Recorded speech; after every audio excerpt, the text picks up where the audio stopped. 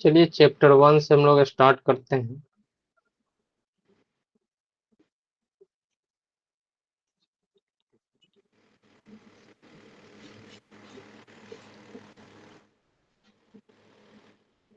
Set, इसको हिंदी में समुच्च बोलते हैं।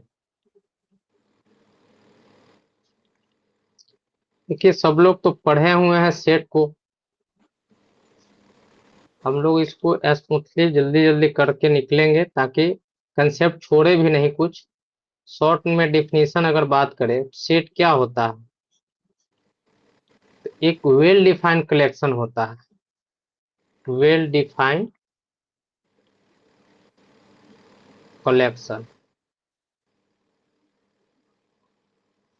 इसी को बोलते हैं इट्स कॉल्ड सेट। यानी कि सुपरिभाषित, वेल डिफाइंड को सुपरिभाषित बोला जाता है। मैं कोशिश करूंगा कि आप लोग सेट को सेट ही समझे, समूह से ज्यादा बेहतर है। अगर थोड़ा सा इंग्लिश पे ध्यान देंगे तो ज्यादा बेहतर रहेगा आपको सिलेक्शन के लिए। अगर सिलेक्शन चाहिए तो आपको इंग्लिश को छोड़ना नहीं पड़ेगा, इग्नोर, सिर्फ हिंदी से नहीं काम चलेगा। तो बहुत लोग हैं कि सिर्फ हिंदी चाहिए, तो वो समझ जाइए कि आपको रिजल्ट चाहिए या हिंदी में पढ़ के नॉलेज चाहिए, तो थोड़ा सा ध्यान रखना पड़ेगा।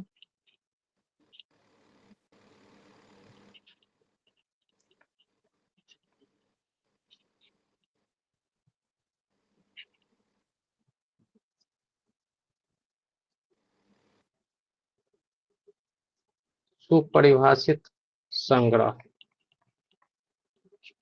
किसी का भी को सेट का समुच्च कहते हैं।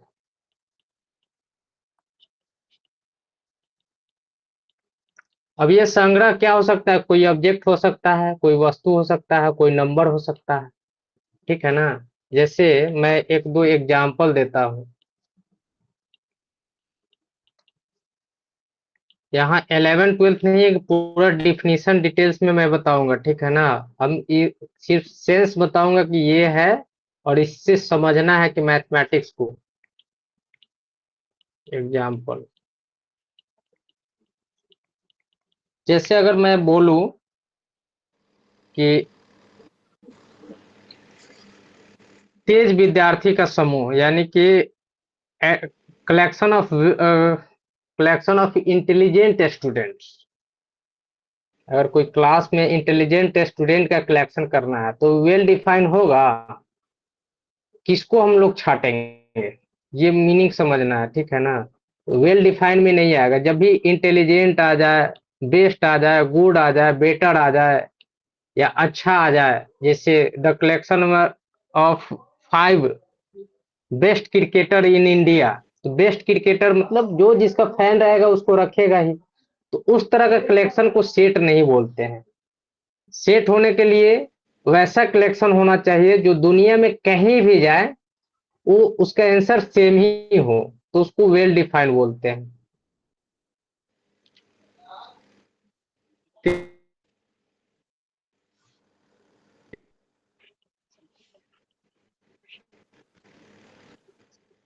समूह, ये सेट नहीं होगा, ठीक है। वर्ग के सभी विद्यार्थियों का समूह,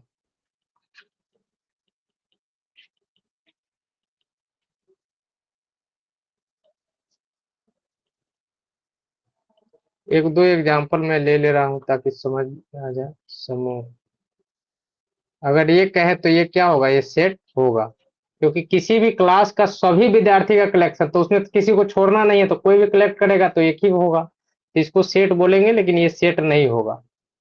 उसी तरह से मैं एक दो एग्जांपल ऐसे ही बोल देता हूँ, लिखूंगा नहीं। The collection of 5 best leader in India, मतलब 5 गो अच्छे लीडर का कलेक्शन करना है, यानी कि 10 अच्छे नेता का कलेक्शन करना है। तो सबके नजर में अलग अलग होगा, जो जिसका मोदी जी का फैन होगा तो मोदी जी को रखेगा, जो मोदी जी को फैन नहीं होगा तो मोदी जी को पहले हटा देगा कि नहीं इनको नहीं रखना है। तो उस तरह का जो कंफ्यूजन होगा उसको सेट नहीं बोला जाता है। ठीक है, बस इतना समझिए डिफिनेशन से सेट में। आगे हम लोग को सेट के बारे में ये जानना है, इसका रिप्रेजेंटेशन सेट का।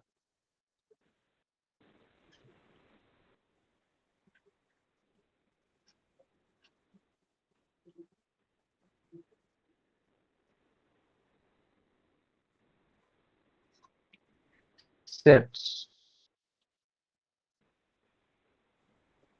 समुच्चयों का निरूपण। पॉइंट वाइज मैं लिख देता हूं। देखिए, सेट को generally A B C D से रिप्रेजेंट किया जाता है, कैपिटल लेटर के।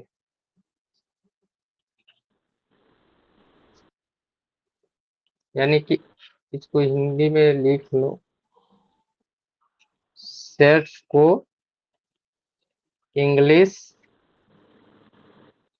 कैपिटल लेटर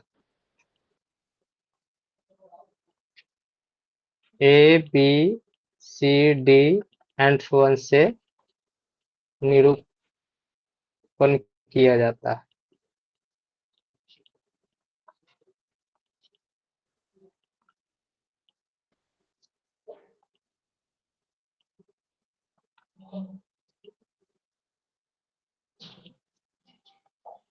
जाता है। दूसरा, इसके अवयव, अवयव मतलब एलिमेंट होता है, ठीक है ना। एलिमेंट को स्मॉल लेटर से रिप्रेजेंट किया जाता है।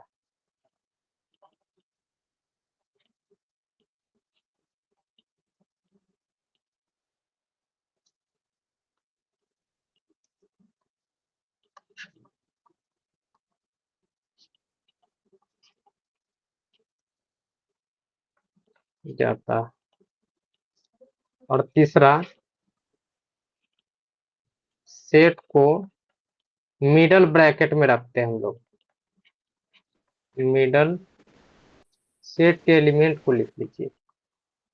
सेट के एलिमेंट को, एलिमेंट मतलब अवयव ऊपर लिख दिए हैं, एलिमेंट को मिडल ब्रैकेट में रखा जाता है।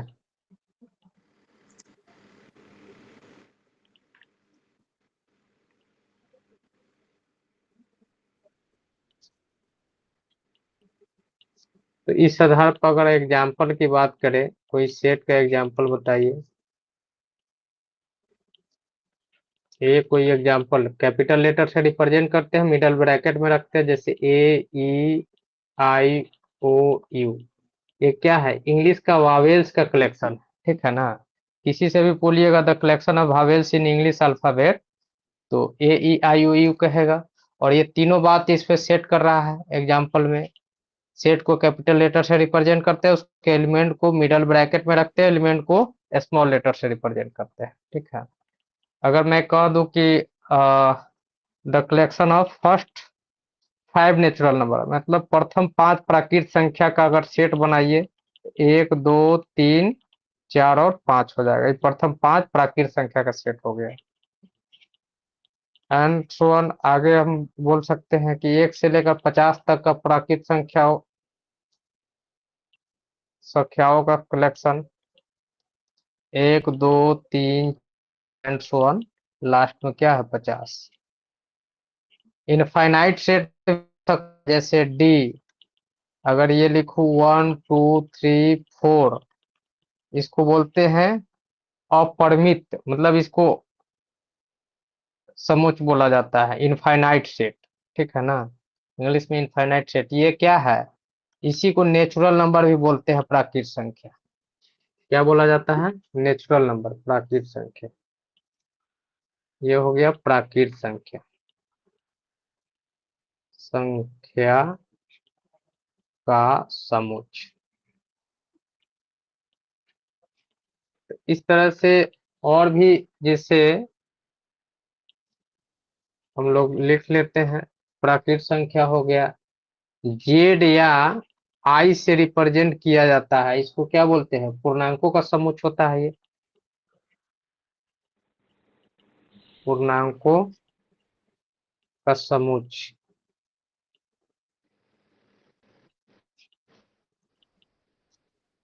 अगर क्यू लिखूं, कैपिटल क्यू, क्यू किसको बोलते हैं? Rational number. पूर्णांक को बोलते हैं इंटीजर, सेट्स ऑफ इंटीजर, इसको बोलेंगे सेट ऑफ इंटीजर्स।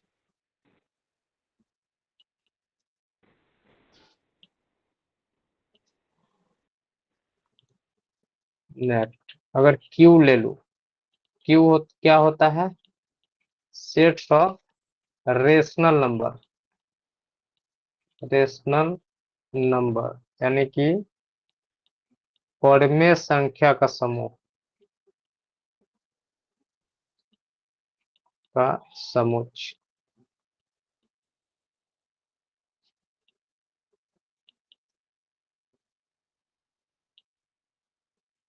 और स्टैंडर्ड ये समुच्चय सब है, मतलब जो हमारे रियल लाइफ में यूज होता है वो सब है।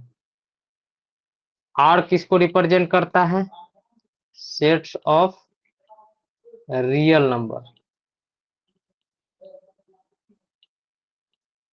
यानी कि वास्तविक संख्या का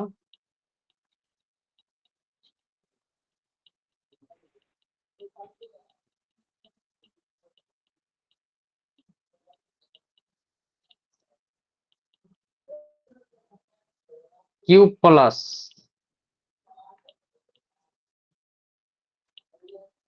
क्यू पता है तो क्यू प्लस धनात्मक पर में हो जाएगा, ये किसका हो जाएगा? धनात्मक पर में।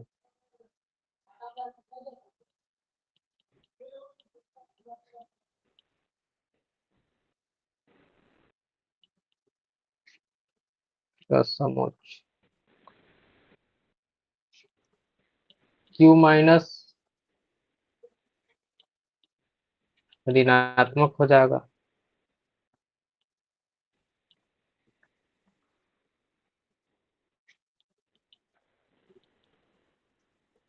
आर प्लस लिख सकते हैं धनात्मक वास्तविक संख्या।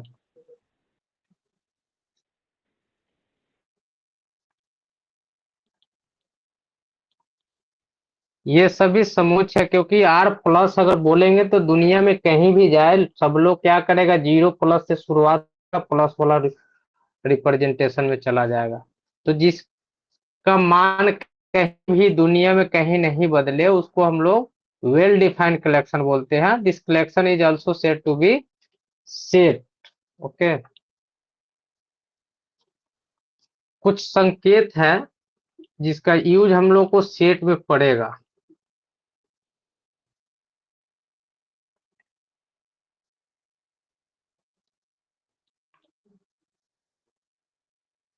ये है सिंबल, इसको क्या बोलते हैं?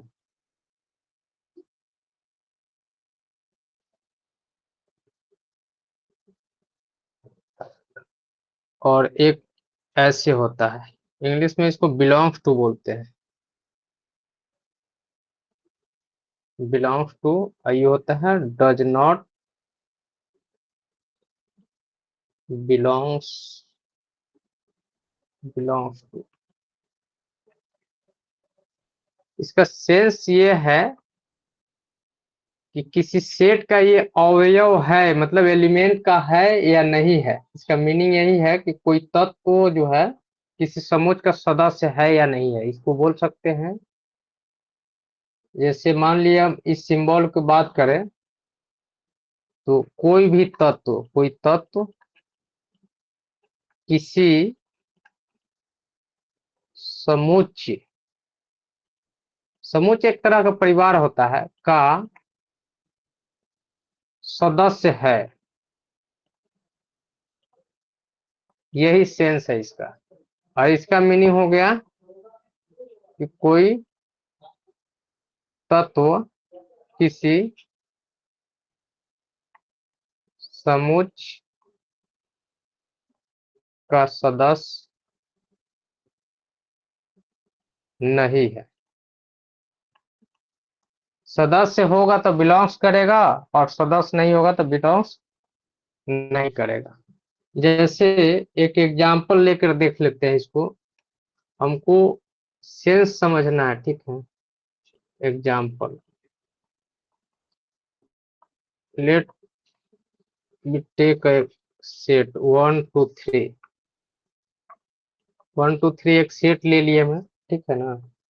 अब यहाँ देखिए 1 ए से बिलोंग्स करता है कि नहीं, तो बिलोंग्स करता है। 1 इसका तत्व है तो ये बिलोंग्स टू लगेगा। 2 भी ए का एलिमेंट है, 3 भी ए का एलिमेंट है। बट यही मैं बोलूं कि 4 तो does not belong to A, 5 does not belong to A, 4 5 इसका एलिमेंट नहीं। बस इतना ही समझना है इसको, ठीक है।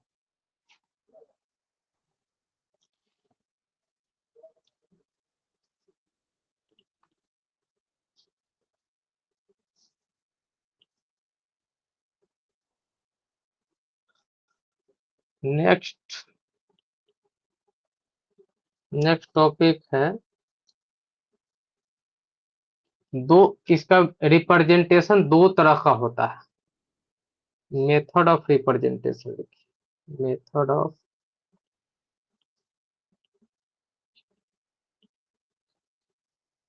रिप्रेजेंटेशन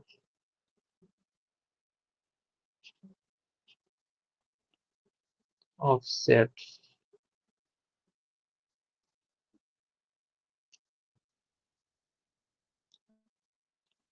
समुच्चयों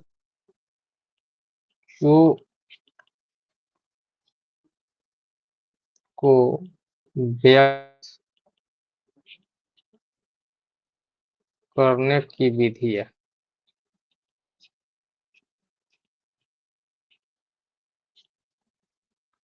ये दो तरह का विधि होता है।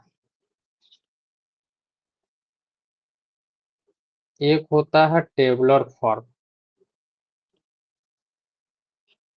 टेबुलर फॉर्म या इसी को रोस्टर फॉर्म बोलते हैं, रोस्टर फॉर्म। हिंदी में इसको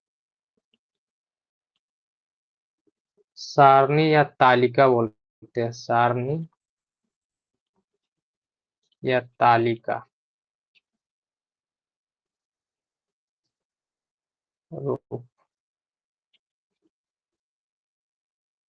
सेट है,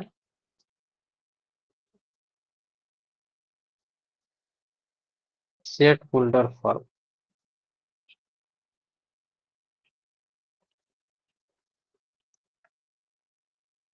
या इसी को प्रॉपर्टीज फॉर्म भी बोला जाता है। प्रॉपर्टीज यानी कि गुण के आधार पर। यहाँ से इंग्लिश प्रॉपर्टीज वाला ज्यादा क्लियर होगा, इसलिए कोई कोई वर्ड हिंदी से ज्यादा इंग्लिश ही आसान होता है।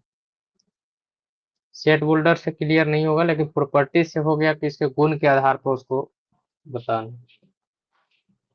सेट होल्डर का मतलब होता है पत्रिका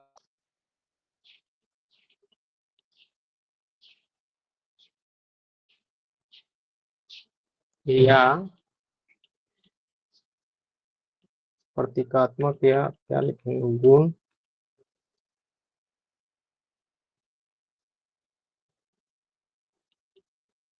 गुण प्रकटीकरण लिख दीजिए, प्रकटीकरण।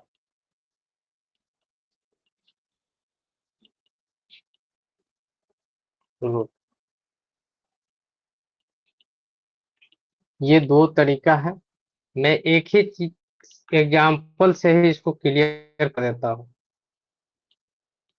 जैसे ये कोई सेट है,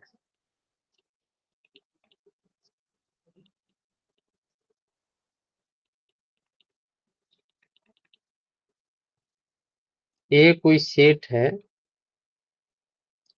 1 2 3 4 एंड 5, और इसी ए को ऐसे लिखिए आप, एक ऐसा है एक्स सच डेट एक्स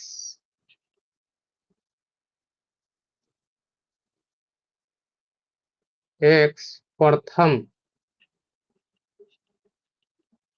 5 प्राकृत संख्या एक्स प्रथम 5 प्राकृत संख्या है।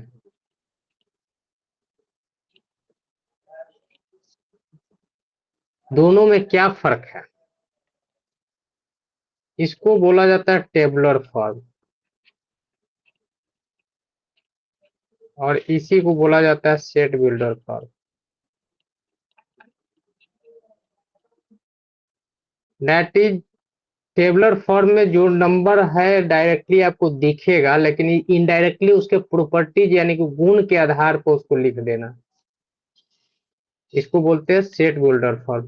तो सेट को दो तरीका से हम लोग रिप्रेजेंट करते हैं, एक उसके गुण के आधार पर और डायरेक्टली उस नंबर को हम लोग रिप्रेजेंट कर देते हैं। जैसे एक और एग्जांपल ले लेता हूं मैं, D A E I O you, इसको मैं इंग्लिश में लिख देता हूँ, एक हिंदी में हो गया। इसको ए लिखना जरूरी है set builder form. X D कैसा है तो एक्स की तरह है, और एक्स क्या है? X is the first 5, sorry first 5 natural number नहीं है। एक्स क्या है? X is vowels in English alphabet।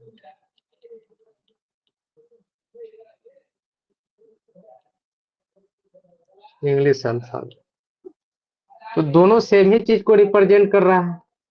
फर्क क्या है? ये जो रिप्रेजेंट कर रहा है, सब लोग है ना, कोई दिक्कत? किसी को अगर कुछ पूछना है तो पूछ लीजिए, एक मिनट मैं बोलते जा रहा हूँ। यहाँ तक रिप्रेजेंटेशन में कोई दिक्कत हो, लिखने में कोई दिक्कत हो, जनरल सेट्स हो, belongs to does not belongs to हो गया, एग्जाम्पल ले लिया मैं, method of representation set builder form, roster form और टेबुलर फॉर्म या प्रॉपर्टीज फॉर्म में हो गया। ये सारणिक तालिका रूप हो गया या प्रतीकात्मक या गुण प्रकटीकरण रूप। सिंपल है कि आप डायरेक्ट है तो ये टेबुलर फॉर्म हो गया, ठीक है ना, सारणिक रूप हो गया। और ये हो गया गुण के आधार पे, तो गुण प्रकटीकरण रूप बोल सकते हैं इसको, या प्रतीकात्मक रूप बोल सकते हैं। ये वाला सारणिक रूप हो गया। ये कौन सा हो गया? सारणी, सारणी रूप। ये हो गया प्रतीकात्मक रूप।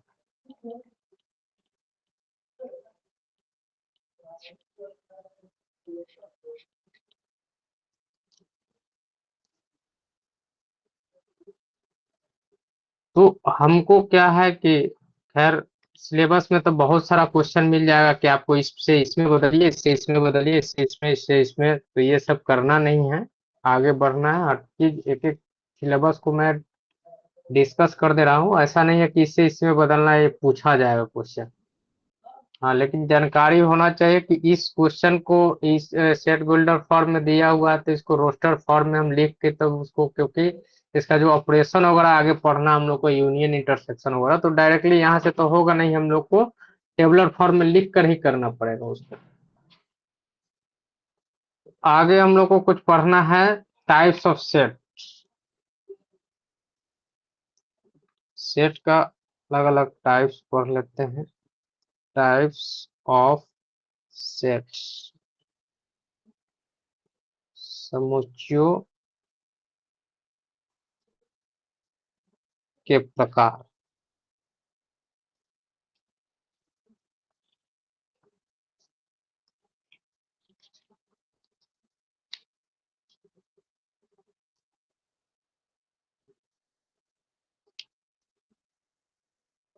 देखिए, एक होता है नल सेट। नल सेट इसी को एम्प्टी सेट भी बोलते हैं, इसी को वॉइड सेट भी बोला जाता है। इंग्लिश में कई नाम है, हिंदी में उसको खाली सेट बोल सकते हैं, खाली समुच्चय।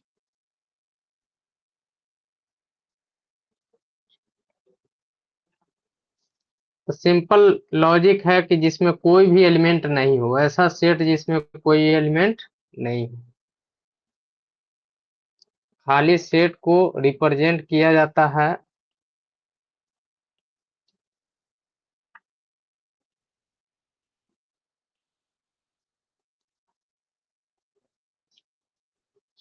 इसको जनरली रिप्रेजेंट किया जाता है फाई और खाली, इस तरह से मिडल ब्रैकेट खाली से रिप्रेजेंट किया जाता है। तो इससे ही पता चला कि कोई एलिमेंट नहीं हो। इसका डेफिनेशन में बोल सकते हैं, वैसा सेट, सेट को सेट ही लिखता हूं मैं, समुच्चय जिसमें कोई एलिमेंट नहीं हो, यानी कि अवयव नहीं हो।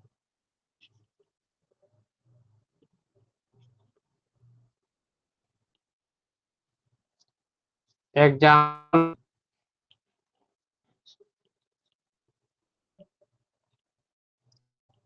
प्रोडक्ट मान लिए एक सेट ले लिया मैं, ठीक है, एक्स, सर एक्स बिलोंग्स करता है नेचुरल नंबर्स और एक्स इज लेस देन 1। अब बताइए इसमें कोई सेट होगा, कोई एलिमेंट होगा? एक्स प्राकृत संख्या का समूह है, लेकिन एक्स 1 से छोटा है, जबकि प्राकृत संख्या 1 से शुरू ही होता है, तो इसमें खाली ही रह जाएगा ये। इस तरह का सेट को बोलते हैं एम्प्टी सेट या null set. Clear? Next, 2 number, finite set.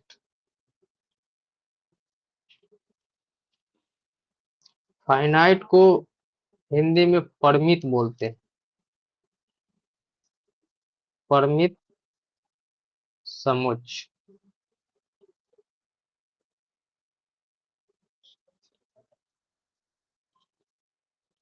Finite,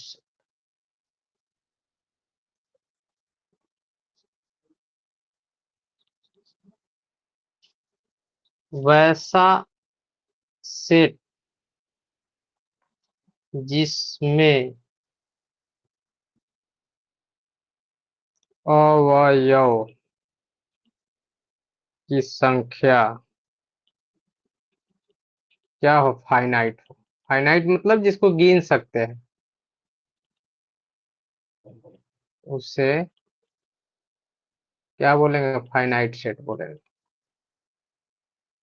set कहते हैं।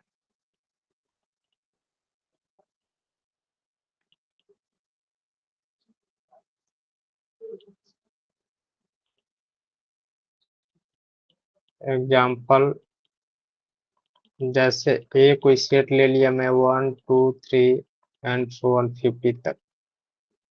बी सेट ले लिया, 1 3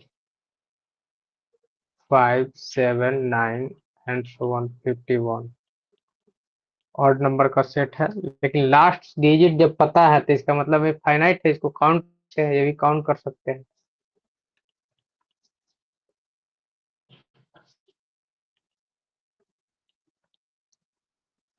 3 नंबर, इनफाइनाइट सेट।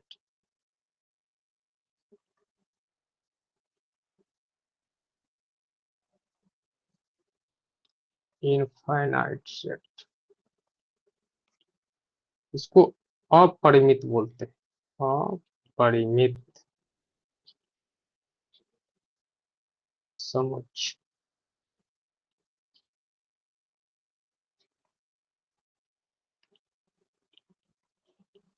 सिंपल ऐसे,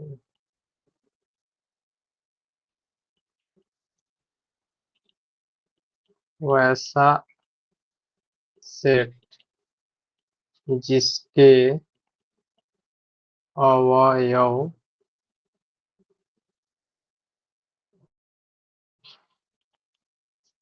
अवयव क्या हो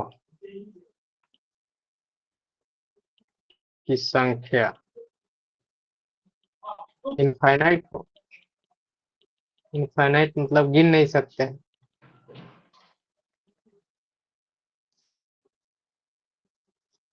example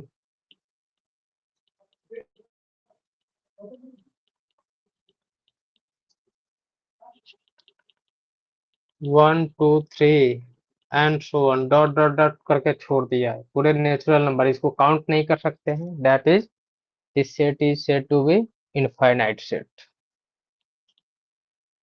D 1 3 5 7 9 and so on 2n plus 1 कर दिया मैं। तो यहाँ n फिक्स नहीं है, इनफाइनाइट सेट के रेशियो में चला जाएगा। और क्या बोल सकते हैं, set of natural number, set of natural number that is प्राकृत संख्या का समुच्चय। ऊपर भी वही चीज लिखा था मैं, ये वाला टेबलर में हो गया, इसको रोस्टर सेट बिल्डर फॉर बोल सकते हैं, सेट प्राकृत संख्या का समुच्चय,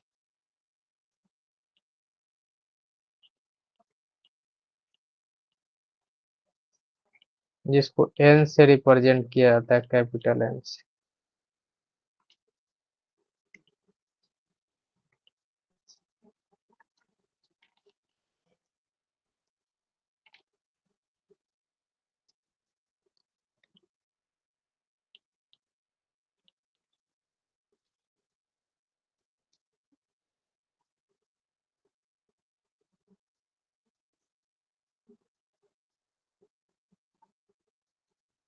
देखिए उसके बाद कुछ कुछ टॉपिक है, इसको टाइप्स में ही पढ़ सकते हैं, ये टाइप्स में ही लिख देता हूँ।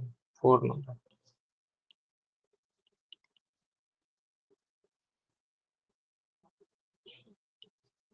कार्डिनल नंबर, इसको कार्डिनल नंबर बोलते हैं। आगे यूज होगा कार्डिनल नंबर ऑफ। अब देखिए कार्डिनल नंबर कब डिफाइन होगा, जब सेट फाइनाइट हो। कार्डिनल नंबर मतलब number of element in set, set में जितने नंबर होता है उसकी संख्या को कार्डिनल नंबर बोलते हैं, ठीक है ना। सेट की नंबर ऑफ अवयव, जो भी अवयव की संख्या होता है उसी को हम लोग कार्डिनल नंबर बोलते हैं। Cardinal number of a finite set, इसको सीधे अवयवों की संख्या भी बोल सकते हैं, या परिमित समुच्चय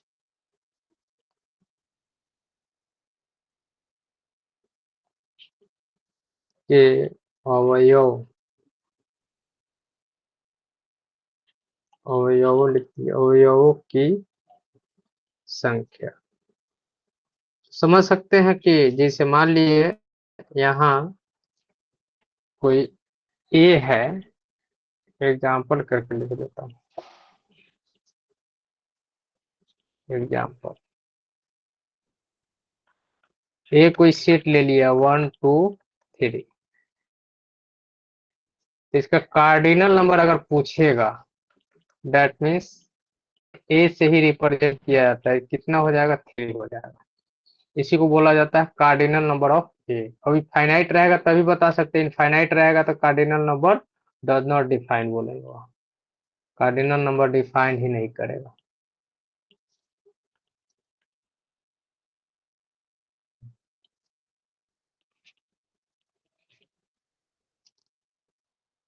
और कोई उदाहरण एक बता दीजिए कार्डिनल नंबर का। जैसे बी ले लिया मैं, 1 2 3 5 एंड सो ऑन। चलिए यहाँ 4 नहीं लिया, 4 5 100। तो यहाँ n B number of cardinal number of B set B is equal to 100 हो जाएगा। इसको इसलिए बताया कि कुछ टाइप्स इसके आधार पे भी हम लोग को पढ़ना है। जैसे 5 number type equivalent set. Equivalent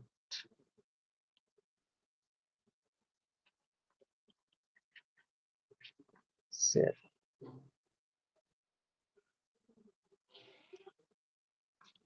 इसको समतुल्य बोलते हैं, समतुल्य।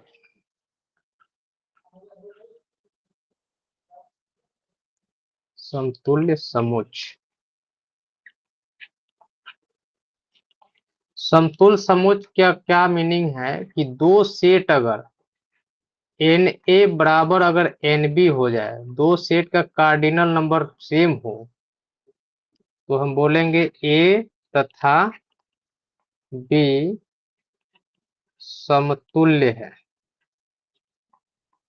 समुच्चय है। कार्डिनल नंबर अगर सेम हो गया दोनों का तो इसको बोलेंगे समतुल्य।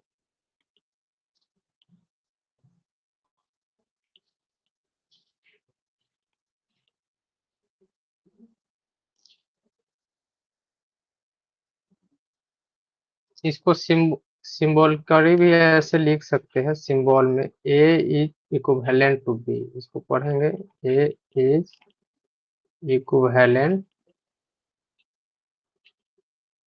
टू बी, मतलब set A is equivalent to set B. Symbol में इस तरह से समतुल्य को लिखा जाता है। कहीं लिखा हुआ है तो समझ जाना है कि इसके number of element is equal to number of element.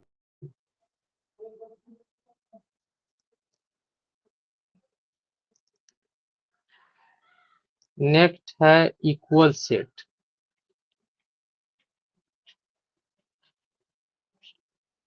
बराबर समुच्चय। इक्वल से तो क्लियर है कि दोनों सेम होगा। बराबर समुच्चय,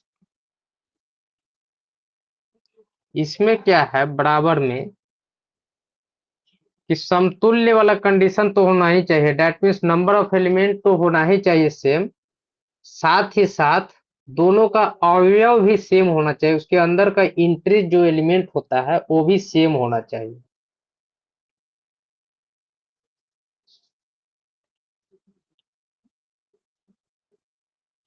इसमें एक कंडीशन तो एन ए बराबर एन बी होना चाहिए, यानी कि number of element of B A is also equal to number of element of B. And second condition क्या होना चाहिए, ए तथा बी के पास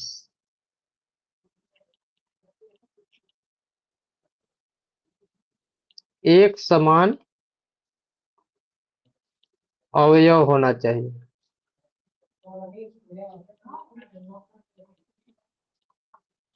ऑर्डर इधर उधर हो सकता है लेकिन एलिमेंट सेम ही होना चाहिए। एग्जांपल से देखिए, मतलब दोनों सेट एक ही रहेगा तभी इक्वल बोलेंगे। इसका इक्वल आगे सबसेट वगैरह पढ़ने के बाद फिर से एक बार डिफिनेशन बता देंगे। ए अगर एग्जांपल ले, एग्जांपल ए इक्वल टू 1 2 3 है एंड बी इक्वल टू मान लिया कि 3 2 1 है, तो नंबर ऑफ एलिमेंट सेम है और 1 यहाँ है, 1 यहाँ, 2 भी है, 2 भी है, 3 भी 3। यहाँ बोल सकते हैं A equal to B, because n A बराबर n B and same entries है, नंबर उसमें जो एलिमेंट है वही इसमें भी है।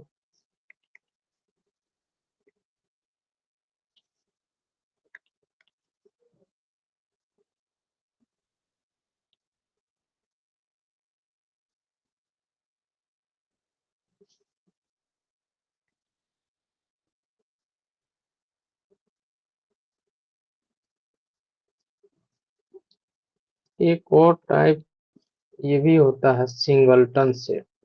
साथ में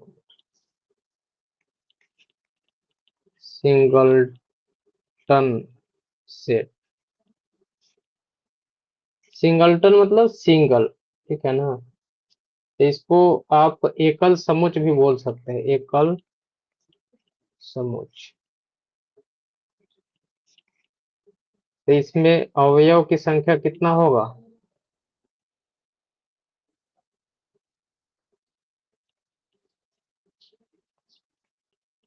अवयव की संख्या एक होगा। जैसे एग्जाम्पल में सेट ए ले लीजिए, उसमें एक ही एलिमेंट होगा तो इसको सिंगलटन बोलेंगे। ये सब सिंगलटन सेट। तो कोई टाइप है नहीं, लेकिन लिख दिया है। 8 नंबर,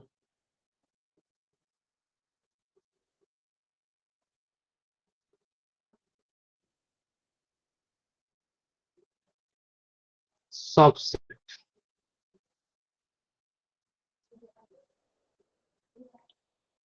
ये ज्यादा इंपॉर्टेंट है सबसेट। उप समुच्च बोलते हैं, उप समुच्च। सबसेट क्या होता है? देखिए, ए तथा बी अगर दो गो सेट हो, ये सबसेट कब डिसाइड होगा? ये बोल सकते हैं कि सेट का ये छोटा पार्ट होता है, जिसका इसका सारे गुण बड़े वाले सेट में रहेगा। ए तथा बी दो सेट्स इस प्रकार हो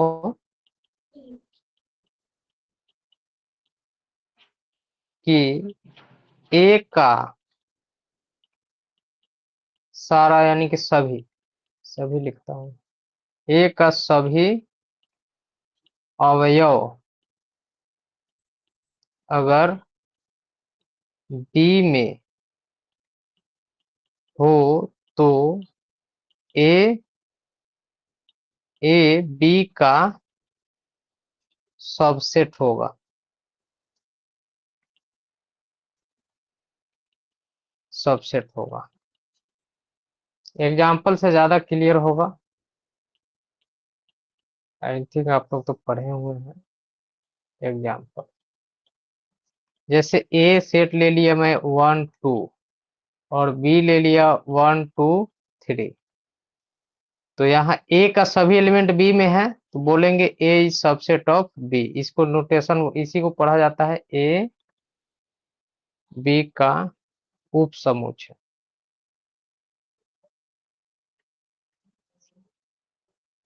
सबसेट का सिंबल होता है ये, सबसेट का सिंबल ये होता है। और सिंगल भी ऐसे लिखा जाता है। ये न्यू नोटेशन है, ये ओल्ड नोटेशन है। कहीं कहीं एनसीईआरटी में न्यू में सिंगल यही लिख दिया है, और ओल्ड नोटेशन जो भी ओल्ड बुक मिलेगा यहाँ आपको ये नोटेशन मिलेगा।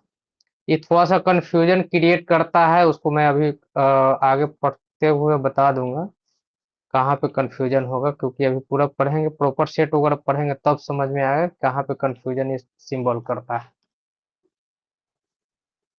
तो यहाँ सबसेट की संख्या, यहाँ रिमार्क करने वाली ये बात है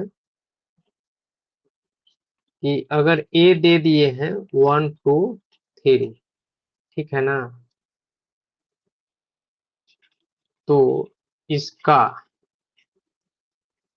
टोटल सबसेट अगर लिखने के लिए बोलिए,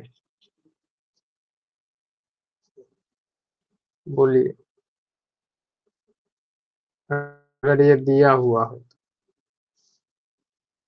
तो इसका सबसेट कौन कौन सा बनेगा? इस पे एक नोट लिखा हुआ, इसलिए बता रहा हूँ। खाली सेट ऑल्सो किसी भी सेट का सबसेट बन जाता है, ये उसका सबसेट हो जाएगा। ये ध्यान रखना है, खाली सेट किसी भी सेट का सबसेट होता है। और क्या होगा? सिंगल एलिमेंट अगर ले ले तो भी इसका सबसेट होगा। 1 2 ये भी सेट इसका सबसेट होगा। 3 ले लो तो भी सबसेट होगा। 1 2 अगर लो तो भी सबसेट होगा। 2 3 लो तो भी सबसेट होगा। 1 3 लो ये भी उसका सबसेट होगा, और 1 2 3 भी उसका सबसेट होगा। यानी कि इस सेट का कितना सबसेट हुआ। टोटल नंबर ऑफ सबसेट अगर बात किया जाए 1 2 3 4 5 6 7 8 वो हो गया। यानी कि टोटल सबसेट की संख्या अगर पूछा जाए, ये पूछा जाता है, therefore total number of subset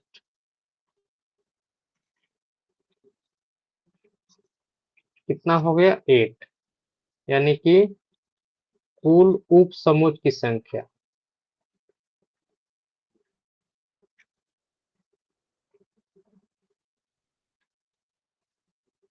तो 8।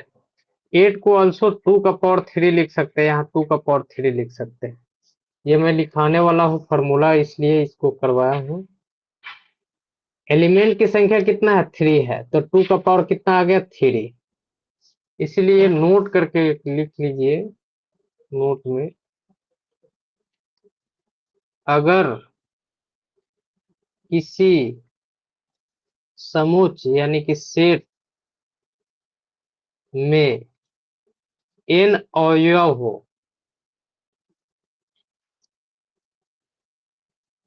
तो उसके सबसेट की संख्या यानी कि उप समुच्चों की संख्या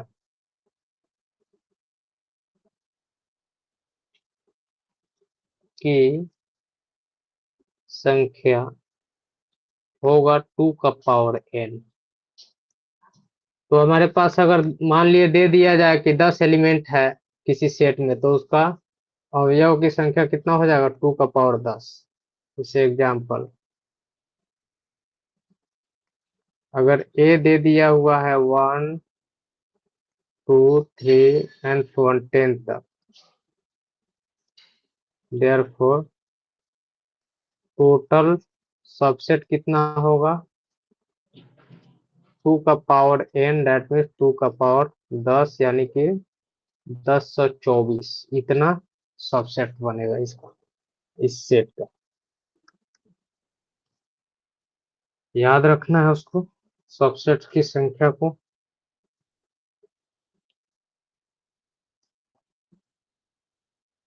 अब लास्ट एक टॉपिक और करता हूँ, उसके बाद नेक्स्ट क्लास में किया जाएगा। एक टॉपिक सिर्फ लिख के ही छोड़ देता हूँ इस लास्ट पेज पर, यहाँ से कल से स्टार्ट करेंगे। Power set, power set, power set क्या होता है, इसको जनरली सेट्स ऑफ सेट्स भी बोल सकते, क्या बोल सकते हैं, sets of sets. Power set को और भी बोल सकते हैं सेट्स ऑफ सेट्स।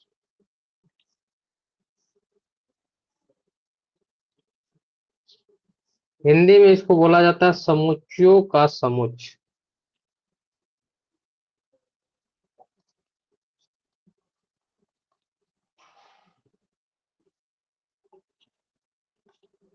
इसको कल स्टार्ट करूंगा मैं यहाँ से, और मे भी कल सेट खत्म हो जाएगा, कल रिलेशन भी खत्म हो जाएगा। मतलब एक कल के क्लास में सेट्स और रिलेशन खत्म हो जाएगा, ठीक है।